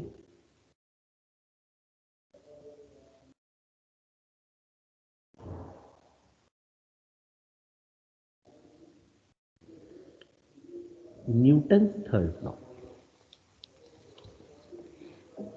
अब ये जो न्यूटन थर्ड लॉ है, वैसे तो हम इसका कॉमन स्टेटमेंट जानते हैं कि every action has equal and opposite reaction, लेकिन वैसे हम क्या है, हम मैथमेटिकली देंगे तो हम ये कहेंगे कि suppose there is an object 1 and there is another object 2। इसमें क्या है, 1 2 पर कुछ फोर्स लगाएगा, 2 1 पे कुछ फोर्स लगाएगा। तो 1 ने 2 पर जो फोर्स लगाई वो सपोज ऐसे लगाई, यह फोर्स ऑन 2 बाय 1। तो इसको लिखने का तरीका ये है, F2 फोर्स ऑन बाय 1। इसी तरह से अगर हम 1 को देखें, ये 2 था, अगर हम 1 को देखें तो 2 क्या करेगा, 1 पे फोर्स लगाएगा।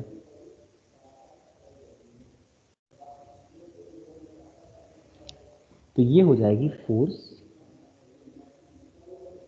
On 1 bye 2। तो इसको मैं लिख सकता हूं F12।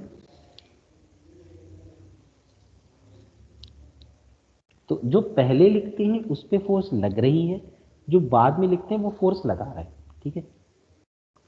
तो न्यूटन का जो थर्ड लॉ है ना, बेसिकली वो ये है कि फोर्स ऑन 1 बाय 2, यानी 1 पर जो 2 ने लगा, is negative of F21 force on 2 by 1।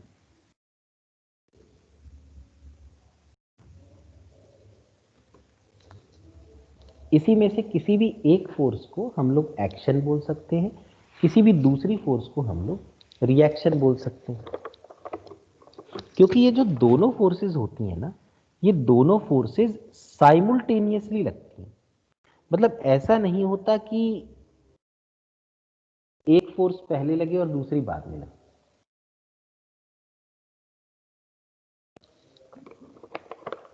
दोनों फोर्सेस अलग अलग ऑब्जेक्ट पर लगती हैं।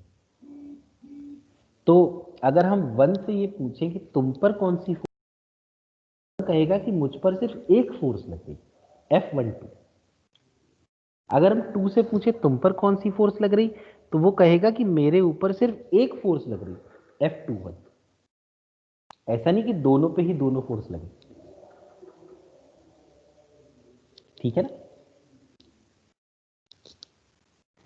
अब ये जो न्यूटन का थर्ड लॉ है, इस थर्ड लॉ के बेसिस पर एक पॉइंट डिराइव होता है जिसको हम कहते हैं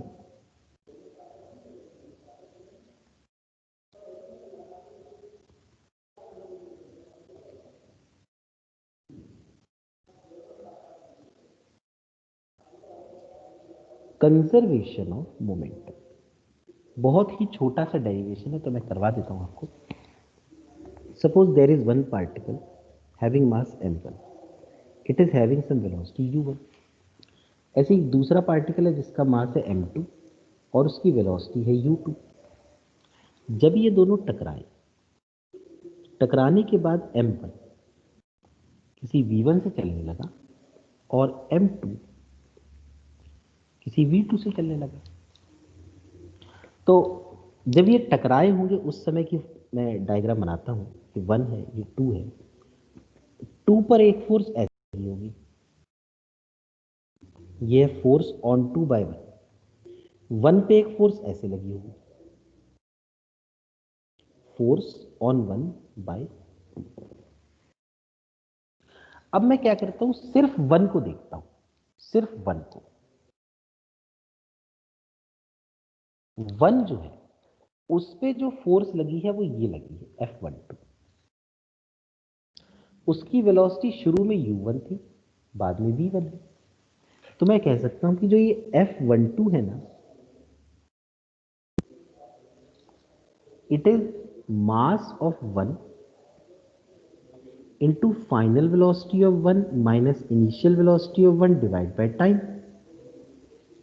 क्योंकि mass of 1 into acceleration of 1 होना चाहिए था। इसी तरह से अगर मैं सेकंड को देखूं, 2 को, तो 2 की शुरू में वेलोसिटी u2 है, बाद में v2 है और उस पर फोर्स लग रही है F21। तो मैं लिख सकता हूं कि F21 is equal to m2 v2 minus u2 upon t। हम लोग चाहें तो सब में वेक्टर का भी सिंबल लगा सकते हैं। अब यहां के बाद ये तो हमने न्यूटन का सेकंड लॉ लगाया कि F is equal to m। लेकिन यहाँ के बाद ये जो दोनों फोर्सेस के बीच का रिलेशन है ना, कि पहली फोर्स दूसरे की इक्वल एंड अपोजिट है, ये थर्ड लॉ से आया।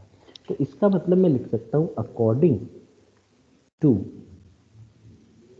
Third law F12 is equal to negative of F21. F12 it is M1 V1 minus U1 by T is equal to minus of M2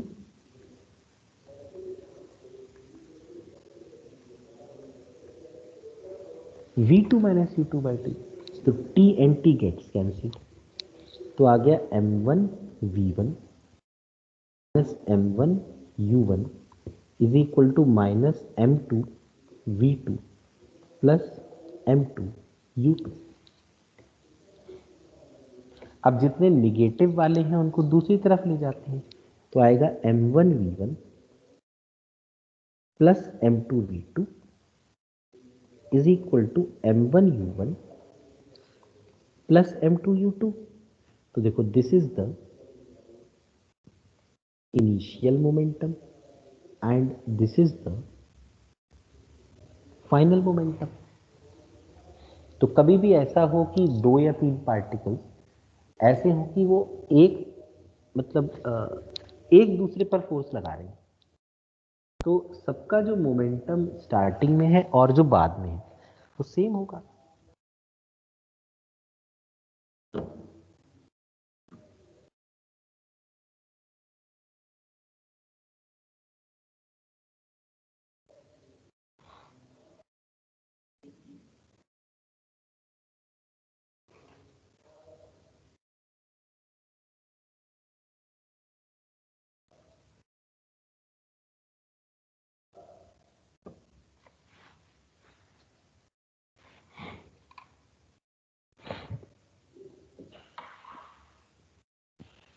कोई डाउट? No sir. ठीक है। No sir. अब ये conservation of momentum जो है, इस conservation of momentum के कई सारे एग्जांपल्स हैं। जैसे सबसे पहला एग्जांपल है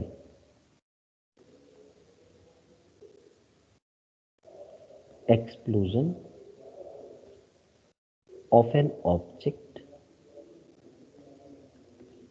एट रेस्ट।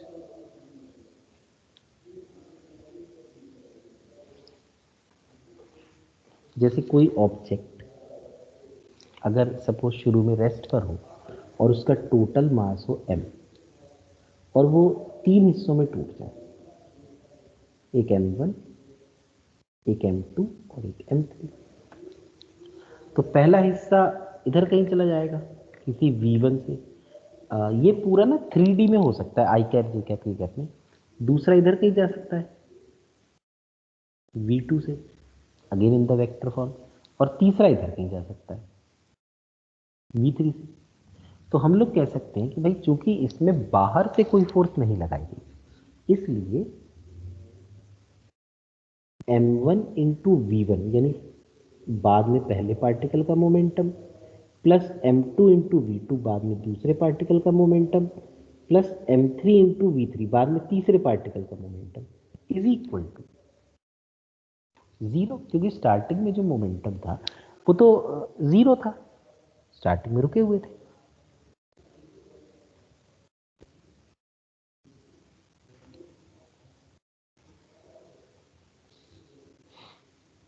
क्या ये वाला पॉइंट क्लियर हुआ? Sir yes sir. अच्छा, लेकिन इसमें वेक्टर में लेना जरूरी है। अगर हम वेक्टर में ना लें तो कई बार क्या है, क्वेश्चन में दिक्कत हो जाती। तो इस पे मैं एक दो आपको क्वेश्चंस बताता हूँ।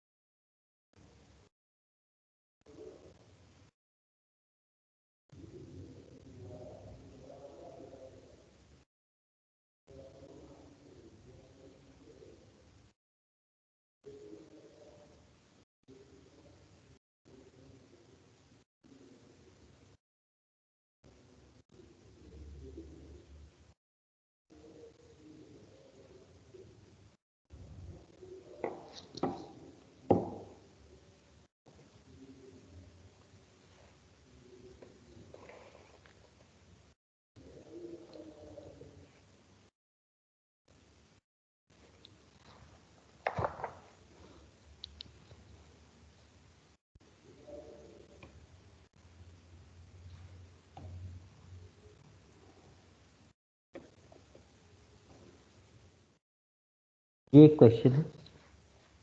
A body of mass 1 kg initially at rest explodes and breaks into 3 fragments of masses in the ratio 1:1:3। तो अगर जैसे मैं पहले ऑब्जेक्ट का मास 1x ले लूं तो दूसरे का भी 1x होगा और तीसरे का 3x होगा और सबको मिला के 1 kg आना चाहिए। इसका मतलब 5x is equal to 1 kg। तो x आ गया 1/5। तो पहले पार्टिकल का मास तो 1/5 kg है, दूसरे पार्टिकल का भी 1/5 kg है और तीसरे पार्टिकल का 3/5 kg। The two pieces of equal mass fly off perpendicular to each other, यानी अगर एक x में गया तो दूसरा y में गया, with speed v naught each. What is the momentum of the heavier fragment? तो हम लोग क्या कर सकते हैं, हम लोग ये कह सकते हैं कि टोटल 1 kg का था और ये 3 हिस्सों में टूट गया, एक हिस्सा 1/5 का और दूसरा भी 1/5 का। अब जो पहला हिस्सा है वो सपोज x पे चला गया v नॉट, तो दूसरा पार्टिकल y में जाएगा, परपेंडिकुलर जाएगा। तो ये सपोज इधर चला गया, क्योंकि उन्होंने दे तो रखा नहीं तो मैं अपने आप से मान लेता हूँ, ठीक है। और एंगल देखो 90 डिग्री है। तीसरा जो पार्टिकल है इसका मास तो 3/5 है, पर इसकी वेलोसिटी हमें नहीं पता, तो हम इसकी वेलोसिटी को सपोज v1 वेक्टर लिखते हैं। अब टोटल मोमेंटम शुड बी 0, तो 0 is equal to 1/5 into V not I cap plus 1/5 into V not minus J cap plus 3/5 into v1 vector. तो इससे आ जाएगा V not I cap minus V not J cap plus 3v1। तो 3v1 is equal to V not J cap minus V not I cap. तो 3v1 is equal to V not root 2। तो v1 की value आ गई we not root 2/3 magnitude है ना। तो ये मैं इसके ऊपर से ये हटा देता हूं। अब मोमेंटम पूछा है तो मोमेंटम कितना होगा, मास जो था तीसरा पार्टिकल उसका 3/5 था इंटू वेलोसिटी कितनी है v नॉट रूट 2/3। तो ये आ गया v not root 2/5। This should be the answer. Sir हाँ बोलो यार। सर इसमें अगर heaviest segment का अगर पूछा वेक्टर है। में सर पूछा रहता, अगर इसको कंपोनेंट में अगर इसका आंसर पूछा रहता तो उस टाइम हम इसको अलग अलग इसका मतलब जो वेलोसिटी है पहले जो आई कैप में गया फिर जो जे कैप में गया फिर हाँ उसके अकॉर्डिंग हम आंसर निकालते ना बारी बारी से। बिल्कुल सही कह रहे हो। पर क्योंकि अगर सर जो वेक्टर में थर्ड वाला हैवी वाला पार्टिकल है उसका तो हमको पता नहीं है कि वेलोसिटी आई में है कि जे में है, बिल्कुल सही कह रहे तो हो, उसको इसीलिए फिर वो देते कि पहला पॉजिटिव एक्स में गया। अब इसमें तो उन्होंने दिया ही नहीं, क्योंकि उन्हें पता है कि यस भाई ये सर। कुछ भी निकालें इनको फाइनली तो मैग्नीट्यूड ही निकालना है। लेकिन अगर वेक्टर हाँ कहते सर तो वो वही। एग्जैक्ट बताते हैं। Yes sir yes sir. हाँ और कोई डाउट? सर पहला दोनों का वेक्टर एडिशन करके भी तो ये आ जाता। आ जाता बिल्कुल सही, लेकिन बात यह ना कि अ, हाँ निकाल तो सकती हो, तीसरे का मतलब उसका उल्टा हो जाता। सही कह रहे हो।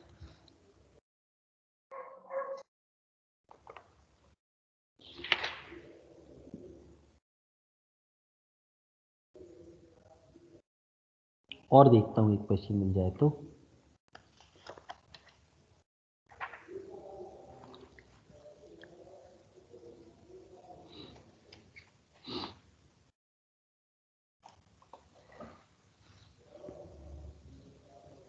अच्छा ये एक क्वेश्चन आया था 2013 में।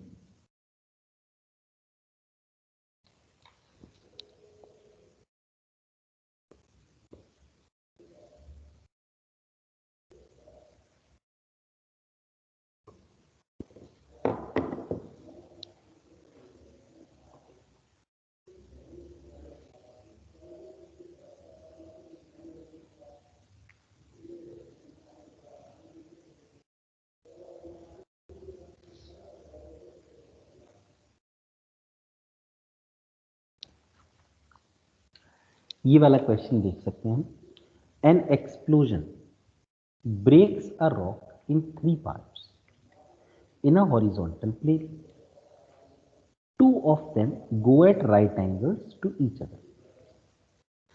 First particle of mass 1 kg moves with a speed of 12. तो एक बड़ी रॉक है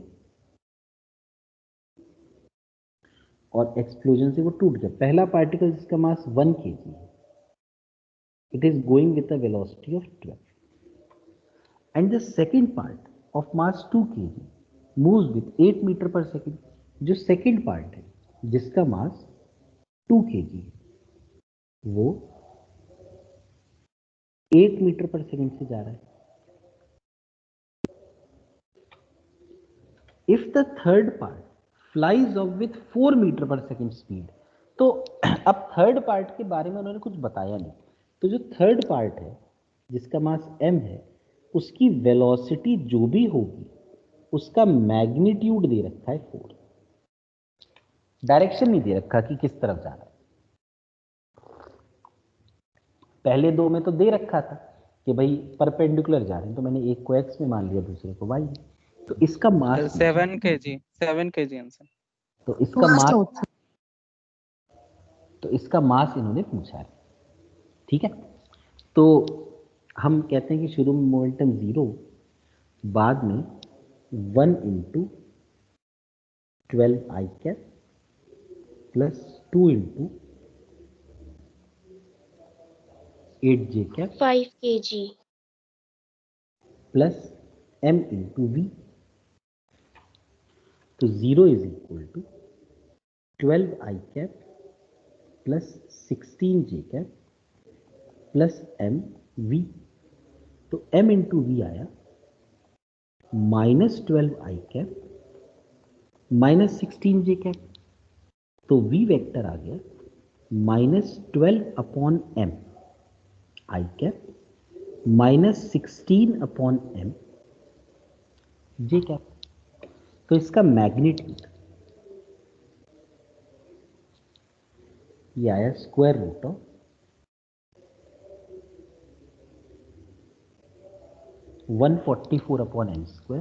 प्लस 256/m², यानी √400/m², यानी कि 20/m। और इसका मैग्नीट्यूड जैसा कि आपने देखा था 4 है, तो इससे m आ गया 20/4 यानी 5।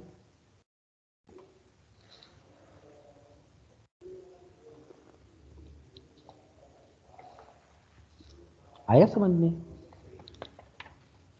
Yes sir. वेक्टर में लेना पड़ेगा, ठीक है।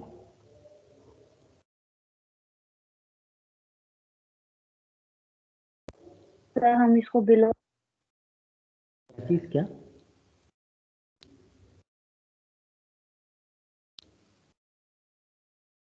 सर जो एक्सप्लोडेड पार्ट्स की डायरेक्शन ली है, ये रैंडम कोई भी ली तो इसमें नेगेटिव नहीं ले सकते थे जे को? ले सकते थे, बिल्कुल ले सकते थे। हम लोग 1 kg को मानते थे कि वो इस तरफ जा रहा 12 से लेफ्ट में, बिल्कुल ले सकते। एक्चुअली फाइनली निकालना तो मैग्नीट्यूड ही है ना। अब चाहे प्लस आई कैप हो चाहे माइनस आई कैप करोगे तो वही स्क्वायर करके ऐड।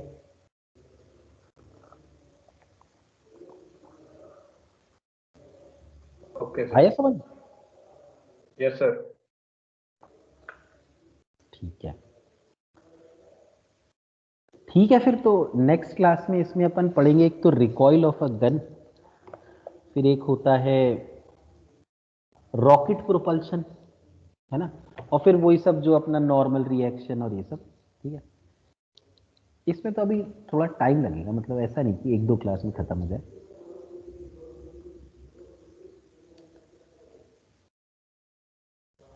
चलो फिर मिलते हैं नेक्स्ट क्लास में। Bye bye. Okay sir, bye sir. Bye sir. Bye sir. Bye sir, thank you sir.